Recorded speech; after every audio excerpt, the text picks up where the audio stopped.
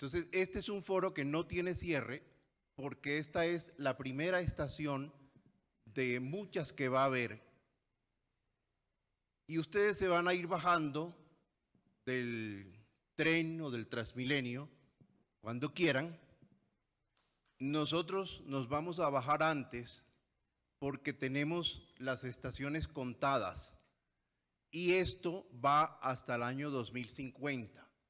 Muy cerca del año de 2050, los jóvenes que están en la parte de arriba de este auditorio van a estar sentados aquí contándole a los nuevos jóvenes de esos años cómo han resuelto ustedes la crisis, cómo han avanzado hacia la adaptación de Colombia y del mundo.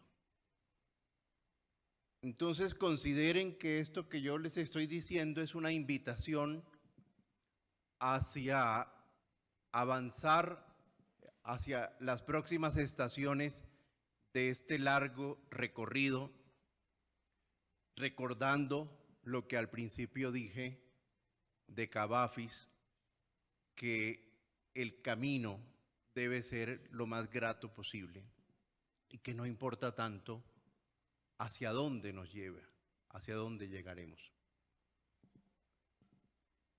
Esto, digamos, tampoco, esto que yo acabo de decir no es tampoco el cierre, sino, digamos, la introducción a un cierre lento que yo los invito a que hagamos y que cada uno se vaya yendo de este salón cuando lo considere y cuando el conversatorio que vamos a comenzar ahora vaya avanzando y nos vaya dando hambre, ganas de almuerzo. Entonces, esa es la manera como vamos a cerrar este foro y queda abierto entonces esta conversación. Uno está en un café conversando con los demás y de pronto se van yendo las personas, medio se despiden y se van. No sé si tenemos micrófonos. La segunda estación de este recorrido es el 18 de octubre.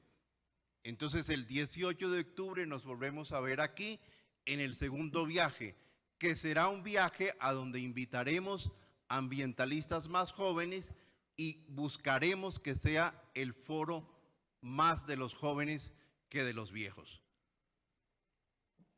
¿Quién quiere hacer una pregunta? La doctora Margarita dijo algo sobre los límites del crecimiento. Yo encuentro un poquito extraño que la explosión demográfica, el aumento del número de seres humanos, no se tome como un punto de partida para todo lo que sucede en el medio ambiente. Entonces le pregunto a los pensadores que están aquí hoy, ¿qué hacer para ello? ¿Qué pensamiento tienen al respecto cuando los seres humanos somos los culpables de lo que pasa con el medio ambiente? El tema de la población es fundamental en el tema ambiental. El profesor Julio Carrizosa, en su administración, entre otras cosas, creó, y Ernesto Bull fue uno de los grandes defensores posteriormente, los tienen aquí, seguramente pueden contestar mejor que yo, de crear el Consejo de Población y Medio Ambiente. No se volvió a reunir nunca más. Entonces, es un tema difícil. Hace muchos años hubiera sido un tema vedado. Ahora la Iglesia Católica ha aceptado que podemos tener estos temas en la mesa, pero es un tema que no se corresponde realmente, tienes toda la razón, por eso necesitamos que ustedes vengan y piensen por nosotros. Es un tema olvidado, un tema desplazado, un tema absolutamente necesario. Cuando en el 72 este grupo de filósofos hablaban de la explosión demográfica, el neomalthusianismo, les decían, tampoco lo tomaron muy en serio. Hoy día es un tema fundamental. Bueno, en realidad aquí se ha mencionado varias veces el problema de la población cuando se ha hablado de la población del planeta, pero no hemos hablado concretamente del problema de la población en Colombia. Cuando yo tenía 10 años, la población de Colombia eran 8 millones de habitantes y la población de Bogotá eran 350.000 habitantes. O sea, evidentemente lo que ha pasado en estos años ha transformado el país. Y a pesar de que en esos años ya el gobierno colombiano había apoyado las políticas de control de población. El gobierno colombiano apoyó las políticas de control de población desde el gobierno de Alberto Lleras Camargo.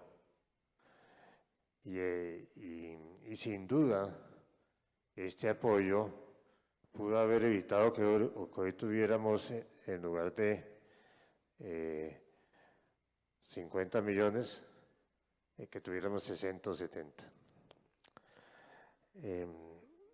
Y ahí está el problema de límites que se ha olvidado y que Margarita lo ha notado nuevamente. ¿Cuáles son los límites?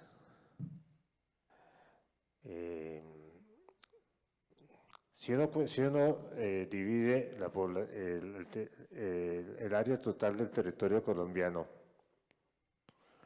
por la población, o sea, los 100 y pico millones de hectáreas por los 50 millones de habitantes, nos quedan a cada uno menos de 2 hectáreas. ¿Eso puede estar explicando lo que está pasando en el país? De pronto sí.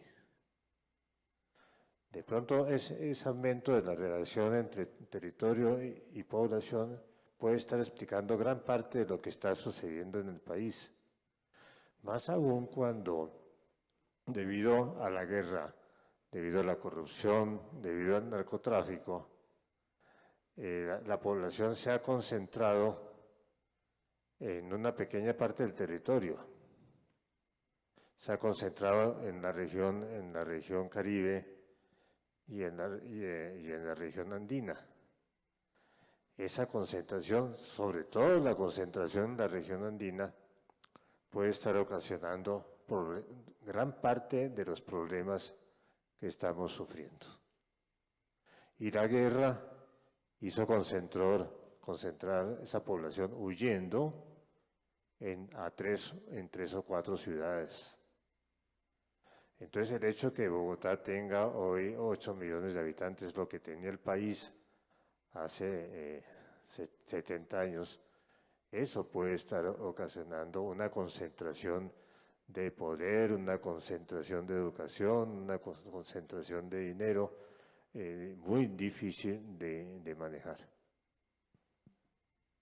Es una pregunta que me interesaría que todos la respondieran, todos los panelistas, pero especialmente para la doctora Marino y el doctor Gul.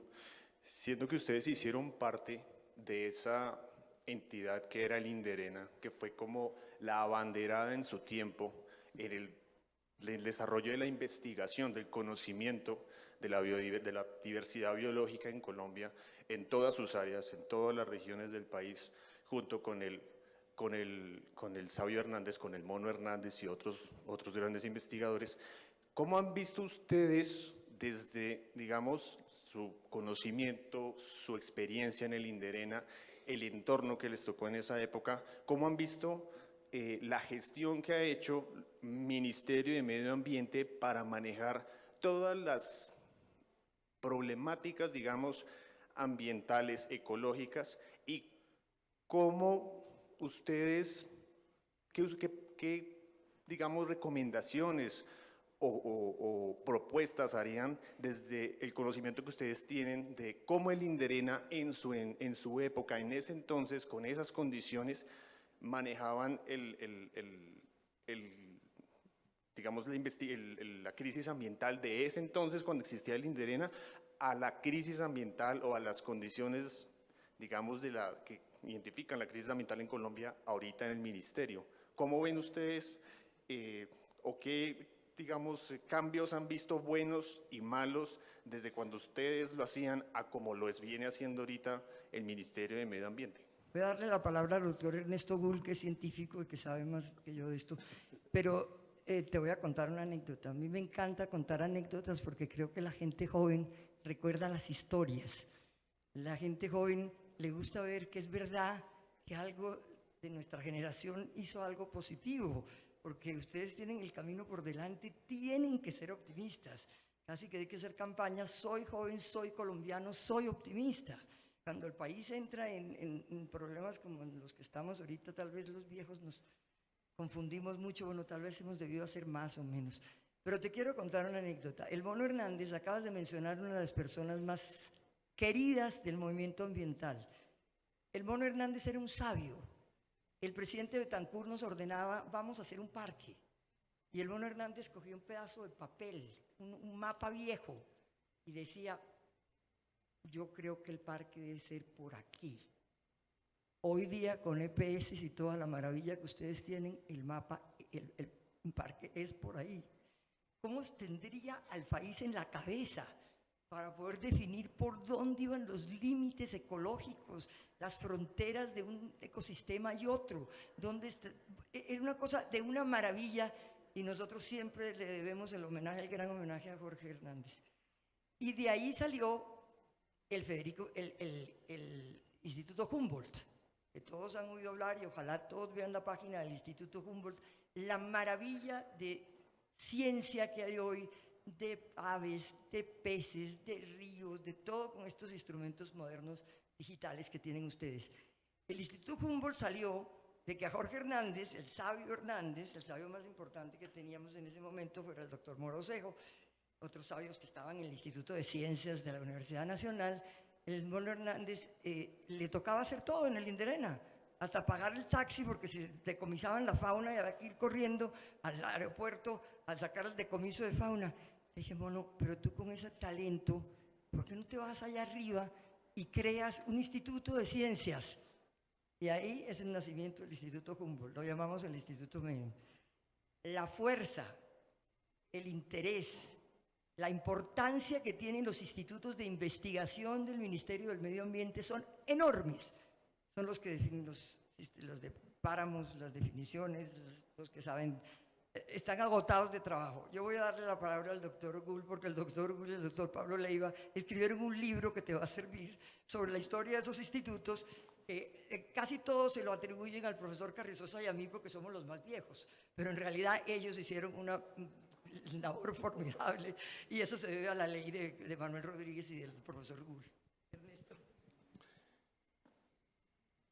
Nosotros aquí en Colombia hemos tenido, como lo explicaba el profesor Carrizosa, pues una serie de fenómenos de crecimiento y de concentración de la población en ciertas zonas muy concretas y por distintas razones. Una de ellas, pues, el tema de la violencia y de la seguridad personal.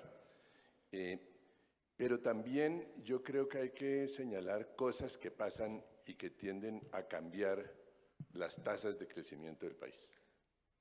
Porque, por ejemplo, ahora estábamos mirando también hace unos días el tema de las proyecciones de población para Bogotá.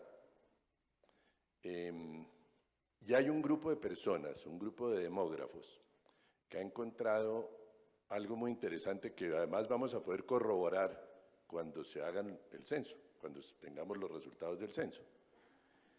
Lo que piensa el Estado es que las proyecciones del DANE le van a dar una población, no sabemos, pero cercana a los 8,5, 9 millones de habitantes para la ciudad. Pero estos demógrafos han trabajado sobre la base de decir, mire, estamos en la segunda transición demográfica. ¿Eso qué significa?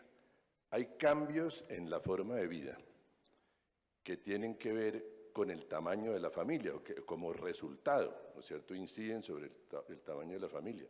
El hecho de que las mujeres trabajen, el hecho de que la gente hoy día ya esté dispuesta a no casarse y no tener hijos, a vivir solo, que es una opción que cada día está más validada, digamos, por lo que pasa en el mundo. Es decir, que hay cambios tecnológicos muy importantes que inciden también en el tamaño de las familias. De forma que lo que este grupo de demógrafos está diciendo es que la población de Bogotá va a ser del orden de 400.000 personas menos que lo que espera el DANE. Vamos a ver quién tiene razón. A mí me gustaría, desde luego, que los demógrafos tuvieran razón y que el DANE estuviera equivocado, que fuéramos menos. Eso me parece que sería el ideal. También destaco un punto que ya señaló Margarita, y es que pues el tema de población es un tema muy difícil. Y por ejemplo, cuando se hizo la ley 99, la ley del medio ambiente, pues uno de los mandatos que se le dio al Ministerio de Ambiente fue que tenía que hacer el estatuto de usos del suelo y el estatuto de asentamientos humanos y población. Ninguno de los dos se han hecho. 20 años, 25 años después. Es decir, todavía nosotros hubiéramos podido incidir en los sitios y las formas de asentamiento de la población para que la carga sobre el medio ambiente fuera menor. Nunca lo hicimos. Porque es un tema que tiene una cantidad de implicaciones de tipo ético, de tipo religioso, etcétera, etcétera, que dificultan mucho que haya decisiones definitivas, pues no diría yo definitivas, sino muy fuertes con relación a lo que pueda pasar con la población en Colombia. Yo creo que la segunda transición demográfica sí es algo que ya se ha visto en otros países del mundo, y hay países que hoy en día pues están decreciendo en población debido a esa segunda transición demográfica.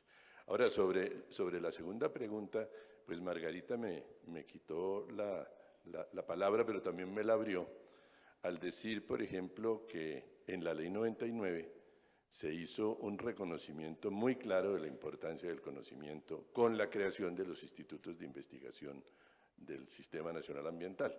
Son 5.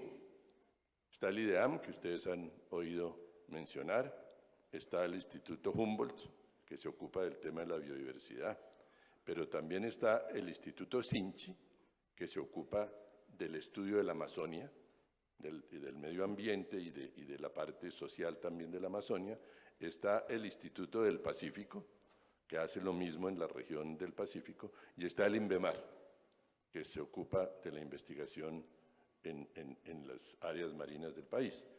Y ese es un conjunto de institutos que ha tenido problemas de crecimiento, dificultades, pero que ha dado resultados muy sólidos. Y hoy día conocemos mucho mejor el país, con mucha más claridad que lo que pasaba hace unas décadas. La Ley 99 ha dado como resultado eso.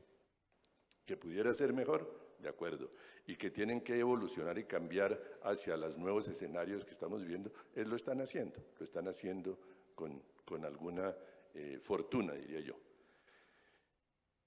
O sea que eso por ese lado. Luego está el tema de los parques, que el tema de los parques es fundamental.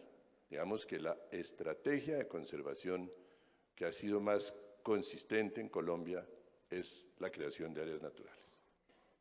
Y ya ha habido desde la época del Inderena hasta hoy, ha habido un aumento importantísimo en la cantidad de áreas protegidas que hay en el país, ¿no es cierto? Ahora precisamente estamos trabajando desde la Academia de Ciencias con el profesor Carrizosa en varios parques nuevos que pueden salir muy rápidamente a declararse.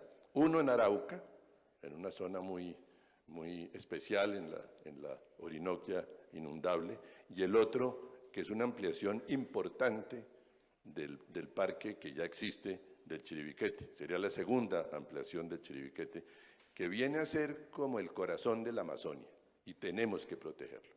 Entonces yo creo que esa política de medio ambiente y de conservación, que ha sido la declaración de áreas protegidas, ha sido una política que se ha mantenido, tal vez una de las pocas, si no la única, que se ha mantenido a lo largo del tiempo muy exitosamente.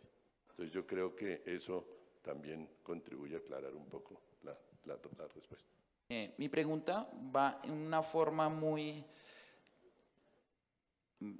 para todos, tanto para los panelistas, para las personas que están asistiendo, y es como es el término que va a sintetizar mucho de las ideas que se dieron en las conferencias que se presentaron, que es la resignificación del territorio. ¿Cómo lo va a resignificar? cada persona, llevo ya trabajando 9 años en la parte ambiental, comencé como muchos de los jóvenes que está aquí sentado, como un estudiante, ahorita ya soy estudiante de ingeniería ambiental, y ese es el término más difícil para acuñarlo, y que en la parte académica ya en universidad es poco visto, que es cómo resignificar el territorio. Cómo me siento como sujeto, actor del territorio, y cómo lo resignifico al resto de los sujetos. Y recordemos que todos los sujetos son tanto seres humanos como animales, vegetales, parte biótica y parte abiótica. Y ese es uno de los conceptos más fuertes que tenemos que llevar al 2050, que tenemos que terminar este proyecto que hoy iniciamos. Gracias. Mi pregunta es, como ambientalistas, ¿qué acciones se están realizando para mejorar la calidad de vida de la comunidad de Guayú? Así como es una ayuda a los sensores, a los cultivos, esto traería un mayor desempleo del que ya hay. ¿Cómo se podría ayudar sin afectar el empleo?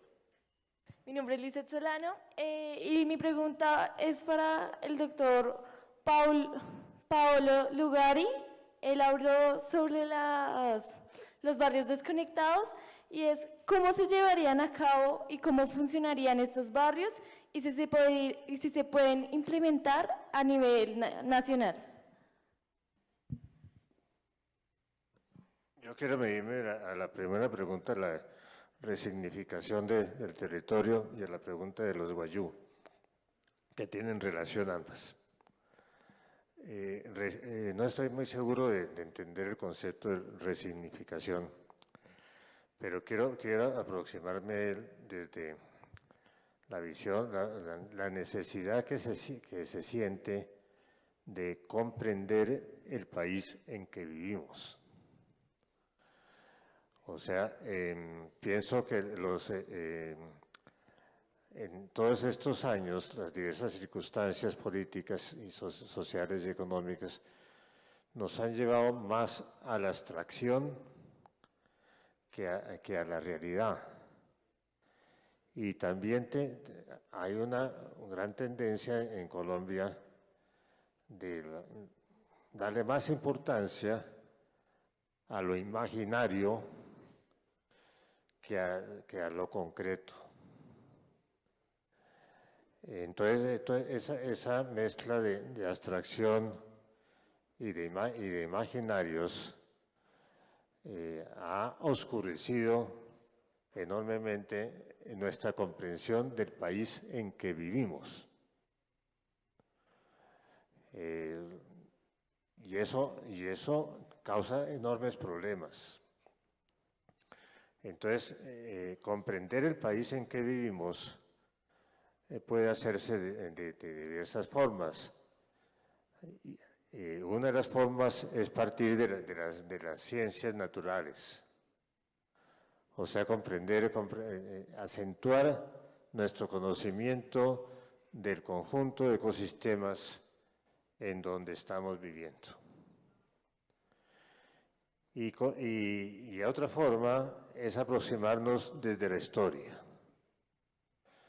Desde la historia del poblamiento y desde la historia de las diversas imaginarios que hemos tenido acerca del país que puede ser Colombia. Entonces yo pienso que si los jóvenes se aproximan, abandonan un poco las simplificaciones que hemos tenido y retornan al detalle. Retornan al detalle de cómo es el territorio desde el punto de vista físico, biológico, químico, y al detalle sobre cómo ha sido esta historia de imaginarios acerca del país que somos. Puede que lleguen ustedes, los jóvenes, a tener una visión menos imaginativa, más realista de lo que es posible que sea este país. Y eso tiene que ver con los guayú. Porque cuando salen los periódicos los problemas de los guayú, generalmente nos olvidamos en dónde viven los guayú. Y nos olvidamos por qué viven ahí los guayú. O sea, es muy difícil encontrar en los periódicos una descripción del sitio donde viven los guayú. Si quiero decirles que es un sitio en donde llueve muy poquito, en donde inclusive en los últimos años ha llovido mucho menos, que es casi prácticamente un desierto. Entonces eso explica mucho de los problemas de los guayú, naturalmente. Los guayú tienen una resiliencia increíble para poder haberse desarrollado como cultura en un desierto, rodeado por un país húmedo. Entonces, no más eso, entender eso podría aproximarnos a la solución de los problemas de los guayú, pero habría que agregar que muy probablemente los guayú no viven ahí porque quieren vivir ahí. Muy probablemente los guayú viven ahí porque a lo largo de la historia los obligamos a vivir ahí. No les dimos ningún otro territorio para que pudieran vivir. Los sacaron de otros territorios. Entonces todo esto, toda esta mezcla de geografía física y de historia que se ha olvidado en la educación primaria, yo pienso que nos lleva a poder redefinir en qué país vivimos. Cuando yo hablo de barrios desconectados, yo no yo, el equipo humano de Gaviota, yo soy su vocero. Hablamos de esto, puede ser tanto en la ciudad como en el campo. En el campo es más fácil porque hay más espacio para hacer unas viviendas que nos den alternativas no tan difíciles de hacer, pero también se puede. Es decir, este es un desafío que nosotros tenemos, porque si esta utopía, que todavía es utopía, pero creemos que en 2 años esta utopía se realice, pues tiene que cambiar los esquemas de urbanismo y obviamente los esquemas de ruralismo. Inclusive, ¿por qué no pensar, como era en la antigua Grecia, que el campo se metía a la ciudad y la ciudad al campo? No había esas divisiones tan estrictas, hasta aquí llega la ciudad y hasta aquí llega el campo, pero eso es algo aparte. Ahora, la pregunta es, ¿cómo puede participar? ¿O cómo llevar eso a los sitios urbanos? Claro, se puede. Algo más. Nosotros propusimos hace 30 años, en un foro sobre Bogotá que promovió mi gran amigo José Salgar, del articulista del Espectador, que sacó varias columnas sobre gaviotas, simplemente buscando en esa época la autosuficiencia energética, simplemente. Y propuse de que nos dieran un barrio de 5.000 habitantes en una zona difícil, porque hacer un gaviotas al lado de Bogotá no tiene gracia, pero que para eso yo necesitaba que me derogaran las normas jurídicas sobre urbanismo. Pero eso no fue posible, porque yo no veo cómo, y eso lo ha señalado Julio en uno de sus artículos en El Espectador, de cómo el sistema jurídico puede sincronizarse con la biología. Los ritmos de la biología son muy diferentes a los ritmos de las leyes. Entonces nosotros pedimos en ese entonces que tuviéramos carta blanca y eso no fue posible. Y eso está registrado en el periódico, en El Espectador, en varias ediciones. De tal forma que cuando ustedes se enteren de que ya esto se logró, todavía tenemos dificultades en la parte del mal llamado pozo séptico. Nosotros lo llamamos, es un recipiente de circulación de desechos biológicos. Porque hemos encontrado unas bacterias que alcanzan a atacar el problema del volumen del pozo hasta el punto de que cada 3 años tocaría cambiarlo. Nosotros queremos llegar a 10 años, de que el pozo no se seque, sino en 10 años, y que alrededor de cada pozo séptico donde haya espacio, haya un jardín de macrofitas, no solamente porque están en capacidad de absorber metales, sino porque además sería un aporte estético realmente extraordinario a la vivienda urbana y rural de Colombia. Por ejemplo, además, pasando ya de un esquema puntual, que es la vivienda desconectada, pasando ya a un esquema más global. Y esto va a producir un poquito de risa porque yo trabajo en la Orinoquia, ¿no? Nosotros decíamos en uno de esos planteamientos en nuestros foros, como siempre, en la búsqueda permanente de verdades temporales, nadie es dueño de la verdad, decíamos que si en todas las casas de Bogotá se instalaran orinales, que también hay orinales diseñados para el sexo femenino, las PETAR prácticamente disminuirían un 30% en su volumen, porque es totalmente diferente la cantidad de agua que se gasta para lo uno que para lo otro. Pero esas cosas tan elementales, posiblemente porque son fáciles, porque son expuestas en lenguajes no sofisticados, no se entienden. Por eso cuando Kennedy dijo que íbamos a la luna era porque dijo vamos a hacer algo fácil. Nosotros en Gaviotas proponemos cubramos el 50% del planeta de cubierta vegetal para que la humanidad se salve, no el planeta, aunque es fácil, no percola como nosotros quisiéramos. Luego la respuesta, para no extenderme en otra conferencia, es sencillamente decirle que sí, y además invitarlos al segundo viaje de Futurible y a que además participen en la página web que Futurible va a crear. Perfecto. Yo quería decir algo también sobre el tema del territorio, porque me parece que es fundamental, sobre qué entendemos y cómo podemos cambiar nuestro concepto de territorio. Y creo que eso tiene que ver mucho con lo que es el concepto de la gobernanza. Cómo gobernar el territorio y quién lo gobierna. Porque nosotros hemos sido un país que ha oscilado entre el federalismo y el centralismo desde el siglo XIX.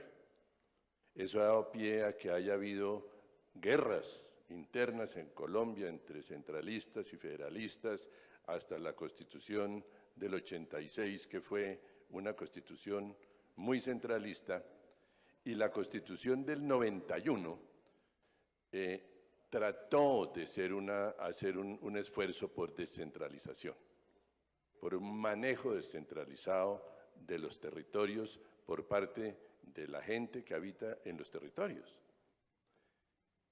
Ese proceso de descentralización yo creo que se ha abortado. Digamos, este gobierno, por ejemplo, es un gobierno tremendamente centralista, que trata de imponer sobre los territorios unos proyectos que tienen interés desde el punto de vista nacional, pero que la gente en los territorios no quiere. Eso fue lo que estuve diciendo yo y explicando el tema de los conflictos socioambientales. Entonces, a mí sí me parece que es muy importante ver cómo queremos organizar y gobernar el territorio, los territorios de Colombia, porque Colombia es un país, pero está lleno de regiones y está lleno de territorios. Tenemos las 5 grandes que se han mencionado aquí, pero hay muchas más, muchísimas más.